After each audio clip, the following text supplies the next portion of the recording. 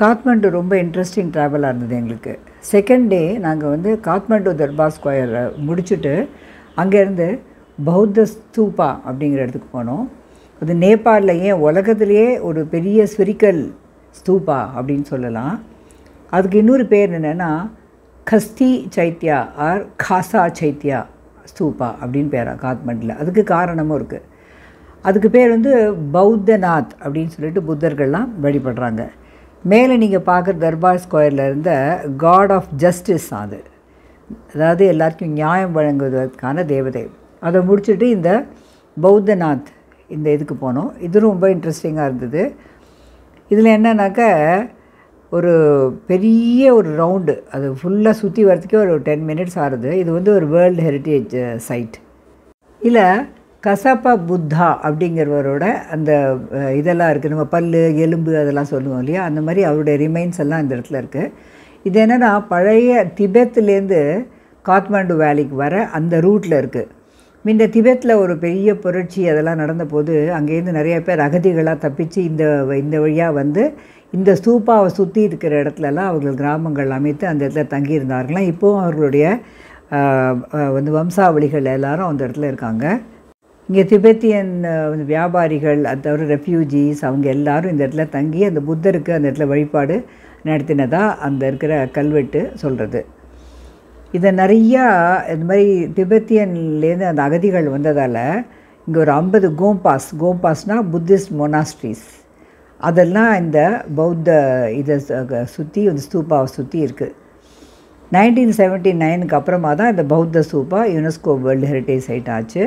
முன்னால் நம்ம ஸ்வயம்பூ அப்படிங்கிற ஒரு இதை பற்றி நம்ம சொன்னோம் இல்லையா, ஸ்தூப்பா ஃபஸ்ட்டு டே காத்மண்டு ட்ராவலில். அதே மாதிரி இதுவும் ரொம்ப பாப்புலர் டூரிஸ்ட் அட்ராக்ஷன் இங்கே வந்து காத்மண்டில். இதுக்கு பின்னால் ஒரு ரொம்ப இன்ட்ரெஸ்டிங் ஸ்டோரி இருக்குங்க. அப்படி என்னன்னாக்கா, இங்கே பக்கத்தில் நாராயண் ஹிட்டி பேலஸ் அப்படின்னு ஒரு அரண்மனை இருக்குது. அந்த இடத்துல விக்ரமாதித்ய ராஜா, அதாவது லிச்சாவி கிங்டமை சேர்ந்தவன், அவனுடைய அரண்மனை இருந்துதான். அப்போது அந்த இடத்துல அவன் என்ன பண்ணான்னா, ஒரு கல்லால் ஆக்கப்பட்ட ஒரு நீர் ஃபவுண்டன் அதை வந்து கட்டணும் அப்படின்னு சொன்னான்னா இந்த தெற்கு பாகத்தோடைய அவனுடைய கோர்ட்யார்டுக்கு பக்கத்தில், அவனோட பேலஸ்க்கு பக்கத்தில். அதை அழகாக ஃபவுண்டன்லாம் கட்டி முடிச்சுட்டாங்களாம். ஆனால் அதில் தண்ணியே வரலையாம். அப்போ அவன் என்ன பண்ணானா, அங்கே இருக்கிற ஜோசியர்கள்லாம் கன்சல்ட் பண்ணானா. அவர்களெல்லாம் என்ன சொன்னாங்களாம், ஒரு மனிதனுடைய இது சாக்ரிஃபைஸ் பண்ணணும், அதாவது யாருக்கு வந்து 32 லக்ஷணங்களும் இருக்கோ, 32 லக்ஷணாஸ் இருக்கோ, அப்படிப்பட்ட ஒரு மனிதனை வந்து சாக்ரிஃபைஸ் பண்ணினா தான், உயிர் பலி கொடுத்தா தான் இந்த ஃபவுண்டனில் தண்ணி வரும் அப்படின்னா யாருக்குமே இல்லையா. அது ராஜாவுக்கு இருந்ததா, ராஜாவோட 2 புத்திரர்களுக்கு, அதாவது இளைய ராஜாக்களுக்கெல்லாம் மட்டும்தான் இருந்துதான். அப்போ கிங் என்ன பண்ணானா, நான் வந்து என்னை வந்து உயிர் பலி கொடுக்குறேன் அப்படின்னு சொல்லிட்டு தன்னுடைய ஒரு பையனை கூப்பிட்டு தன்னுடைய தலையை வாளால் வெட்ட சொன்னானான். அவனும் வந்து அதை என்ன பண்ணுறது, அப்பா இந்த மாதிரி சொல்கிறாருன்னு சொல்லிட்டு அந்த ராஜாவோட தலையை வெட்டினோடனே அது அப்படியே பறந்து போய் பக்கத்தில் இருக்கிற சங்கு வஜ்ரயோகினி கோவில் அப்படிங்கிற இடத்துல போய் விழுந்துதான். அப்போ அந்த யார் தலையை வெட்டினானோ அவனுக்கு ரொம்ப வருத்தமாயிட்டான். அவன் என்ன பண்ணானா, அந்த வஜ்ரயோகினி அந்த கோவில்கிட்ட போயிட்டு அதோட மலை மேலே ஏறி நின்று ஒரு கோழியை அங்கேருந்து பறக்க விட்டானான். கோழியை பறக்க விட்டால் அது பறந்து போய் ஒரு இடத்துல இறங்கிட்டான். அந்த இடத்துல தான் இந்த ஸ்தூப்பா இப்போ வந்து கட்டப்பட்டிருக்கான். இதெல்லாம் அவங்களுடைய நெவார் புத்திஸ்ட் ஹிஸ்ட்ரி அப்படின்னு நேபாளோடது இருக்குது. அதோட மைத்தாலஜியில் இந்த மாதிரி எழுதியிருக்கு. அந்த ராஜாவுடைய சாக்ரிஃபைஸு, அதுக்கப்புறமா தான் அந்த ஃபவுண்டனில் தண்ணி வந்து தான், அந்த மாதிரி உயிர் பலி கொடுத்த அப்புறமா தான்.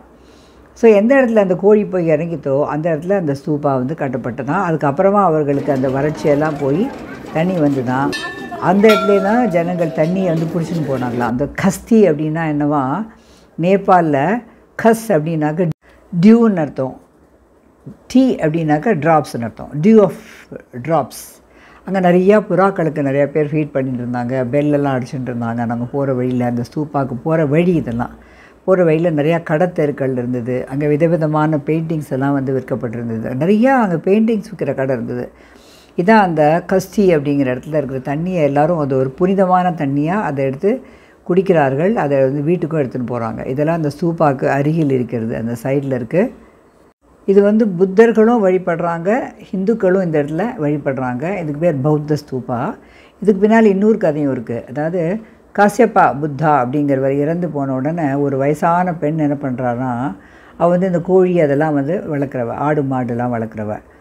அவள் என்ன பண்ணான்னா, அவளுடைய 4 பையன்களோட கூட அவருடைய அந்த சாம்பல், எலும்பு அதெல்லாம் வந்து ஒரு பானையில் போட்டு அதை வந்து இப்போ இந்த ஸ்தூபா இருக்கு இல்லையா, அந்த இடத்துல கொண்டு வந்து வச்சாலாம். வச்சுட்டு அதுக்கப்புறம் அதை சுற்றி ஒரு ஸ்தூபா கட்டுறதுக்கு ஆரம்பித்தாளாம். ஆனால் அவகிட்ட பணமே இல்லையா. அதனால் அவள் என்ன பண்ணாலாம், அந்த ஊர் ராஜா கிட்டே போய் எனக்கு இதை சுற்றி வந்து ஸ்தூபா கட்டணும், அதுக்கான பணத்தை நீங்கள் கொடுக்கணும் அப்படின்னோடனே, சரி நான் தரேன், உனக்கு எவ்வளோ வேணும் அப்படின்னோடனே, ஒரு எருமை மாடோட தோல் அளவு வேணும் அப்படின்னு கேட்டாலாம்.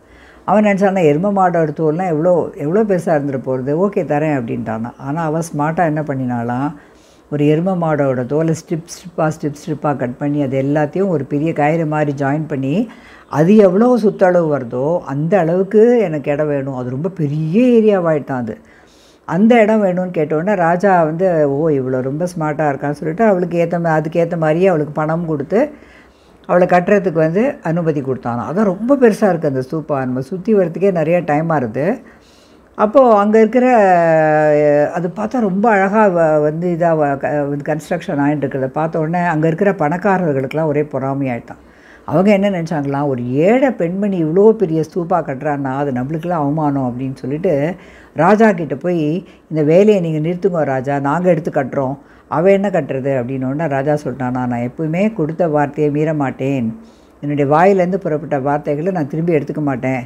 அவள் ஏழை பெண்மணியாக இருந்தாலும் அவள் சின்சியராக கட்டுறேன்னு சொன்னால், அந்த கஷ்யப்ப புத்தாவோட சாம்பல், எலும்பு அதெல்லாம் வச்சு நான் அது சொன்னது தான் அப்படின்னு சொல்லிட்டோன்னா அவ்வளோ உத்தமமான ராஜாவாக இருந்தானா. அவளால் இது பண்ண ஆரம்பிக்கப்பட்டதான் இந்த ஸ்தூபா. அதுக்கப்புறம் எர்த்குவேக்கில் இது வந்து 2015 நிறையா டேமேஜ் ஆகிருந்து தான். அதுக்கப்புறமா அதை கவர்மெண்ட் திரும்பி எடுத்து கட்டி அதுக்கப்புறம் அது யுனெஸ்கோ வேர்ல்டு ஹெரிட்டேஜ் சைட்டாக இருக்குது.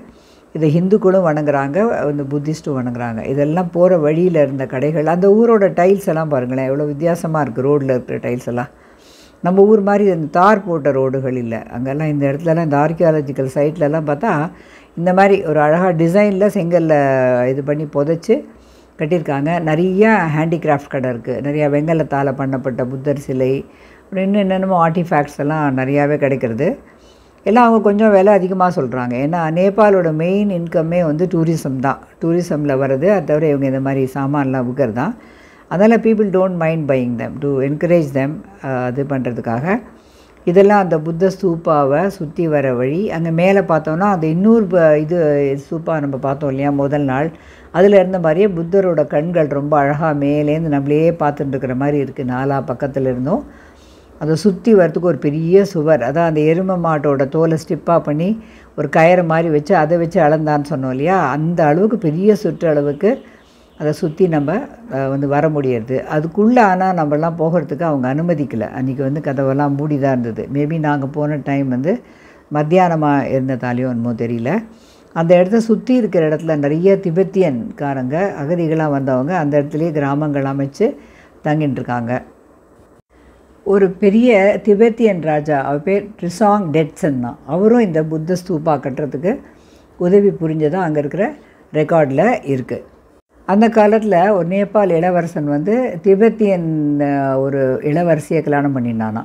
அதை தவிர அவனுக்கு இன்னும் சைனீஸ் பொண்டாட்டி இருந்தாலும் அவர்கள் எல்லாரும் புத்திசம்மை திபெத்திலையும் சைனாலேயும் பரப்புறதுக்கு உதவி பண்ணினாங்களாம். அதனால் அங்கேருந்தெல்லாம் இங்கே வந்து இந்த புத்த ஸ்தூப்பாவை பார்த்து அவர்கள்லாம் வணங்கிட்டு போகிறார்கள். இது வந்து அந்த ஸ்தூப்பாவுக்கு போகிற வழியிலேருந்து ஒரு பெரிய மணி.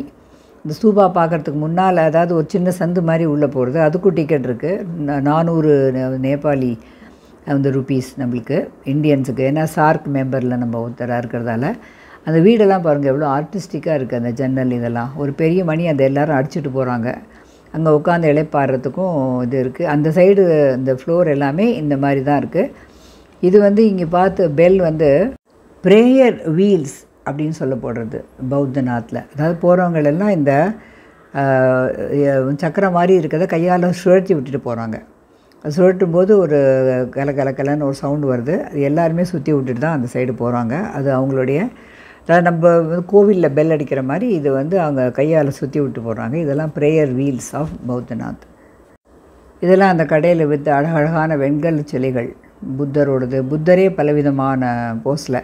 இதெல்லாம் நம்மளுடைய ஹிந்து கடவுள்கள் மாதிரியே கூட இருக்குது நிறையா பார்த்தாக்க. அதில் இருக்கிற ஃபீச்சர்ஸ் எல்லாம் இப்போ கிருஷ்ணர் மாதிரி புல்லாங்குழல் வாயில் வச்சுருக்கிறத பார்க்கலாம். இன்னொன்று காளி மாதிரி கையில் வாள் வச்சுருக்கா. ஆனால் எல்லாமே புத்தருடைய சிலைகள் தான். அவர்கள் நம்ம ஹிந்துயிசமும் புத்திசமும் கலந்த மாதிரி இருக்குது இந்த பௌத்த ஸ்தூபா.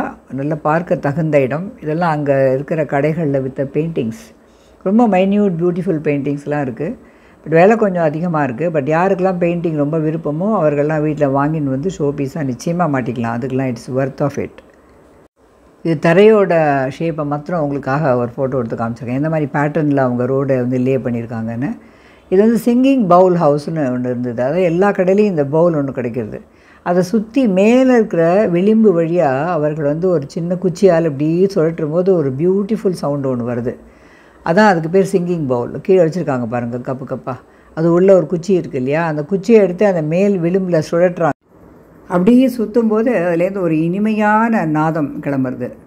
இது நிறையா காட்மாண்ட்லேயும் இருக்குது. அது தவிர நாங்கள் பொக்காரா போனோம் அடுத்தது, அங்கேயும் இருந்தது. இதெல்லாம் நேபாளோட டிப்பிக்கல் சோவனீர் அப்படின்னு சொல்லலாம். ரொம்ப அழகாக இருந்தது வெங்கலத்தில். இதுவும் அரௌண்ட் 3000 rupees நேபாளி. இது டிபெண்டிங் அப்பான் த சைஸ். ரொம்ப அழகாக இருந்தது அந்த பௌத்த ஸ்தூபா. இப்போ அந்த பிரேயர் வீல்ஸோட சத்தத்தை நீங்களும் கேட்கலாம்.